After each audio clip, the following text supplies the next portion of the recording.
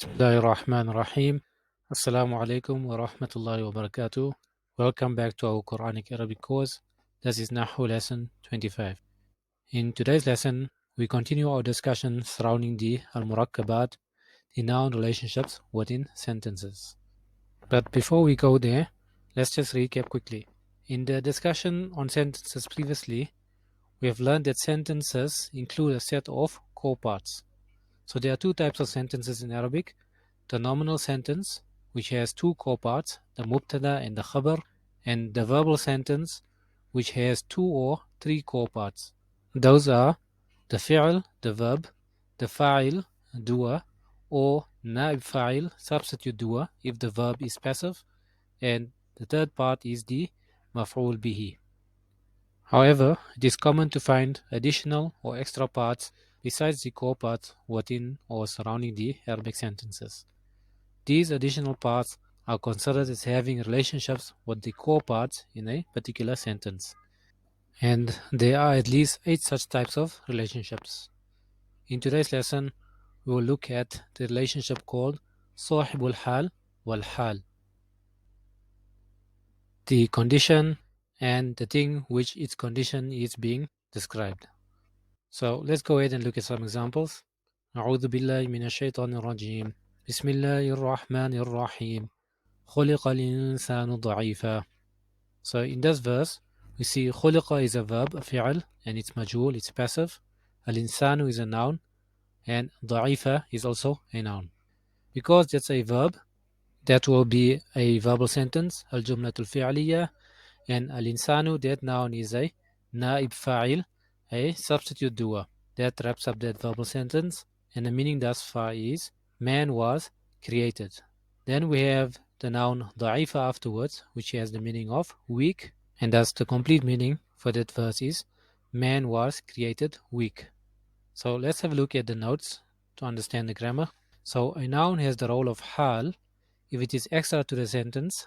So da'ifa, definitely in this case, is extra to the sentence because the sentence is ended with خُلِقَ الْإِنسَانُ.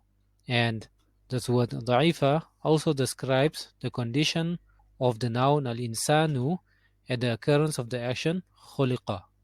Also, the hal is indefinite and will be in the state of nasb. So ضعيفة is indefinite and it is also in the state of nasb.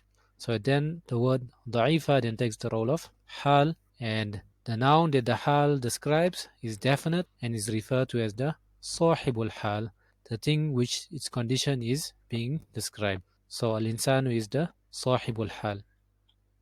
So continuing on to the next example, لا تقربوا الصلاة وأنتم سكارى. So here we see that لا is a حرف النهي. تقربوا is a فعل مضارع, present tense verb that begins الجملة الفعلية, the verbal sentence. The واو attached in the ضمير متصل, attached pronoun, and its role is fa'il, and that's the second part of that verbal sentence. الصلاة, that is a noun, and it takes the role of مفعول به, and that wraps up that verbal sentence. And then wa is a harf, أنتم is a ضمير منفصل, detached pronoun, سكارى is a noun, and the ضمير منفصل أنتم, its role is مبتدا, beginning a new nominal sentence, الجملة الاسمية, and سكارى, that is then the khabar. Then let's go to our notes quickly. Last point in our notes says the hal can be a sentence. If so, it will usually be connected to its صاحب الحال via a واو الحالية. So الجملة الاسمية there, that nominal sentence, is the hal, and the واو in front of it, that is a واو الحالية, the conditional واو. And the meaning there is, you, many people, do not approach the prayer whilst you are in the condition of being intoxicated. So, moving on, let's have a look at some more examples. وَمَا خَلَقْنَا السَّمَاءَ وَالْأَرْضَ وَمَا بَيْنَهُمَا لَاعِبِينَ. So, wa is حرف الاستئناف, ma is حرف النفي, خلقنا is a فعل ماضي, past tense verb that begins a new verbal sentence, الجملة الفعلية. The na at the end is a ضمير متصل, attached pronoun, and its role there is fa'il, marfu' in the state of raf. That is then the second part of that verbal sentence. Then the next word as-sama, that is a noun, and its role is maf'ul bihi, mansub in a state of nasb, and that's the third part of that verbal sentence. Then wa, after that is the harf al-adf, al-arda, that's a noun, and its role is ma'atuf, which means as-sama is the ma'atuf alay. Then going on, wa is also harf al-adf, ma is ismul mawsula, and its role is mubtada, beginning a new nominal sentence, al-jumlatul ismiya. Then the word bayna, that is a dharf, and its role is maf'ul fihi, for a verb that is implied, and it is in the state of nasb, so that is part of the jumlatul fi'liya, verbal sentence, which then becomes the khabar, which is in the state of raf, for the jumla ismiya before that.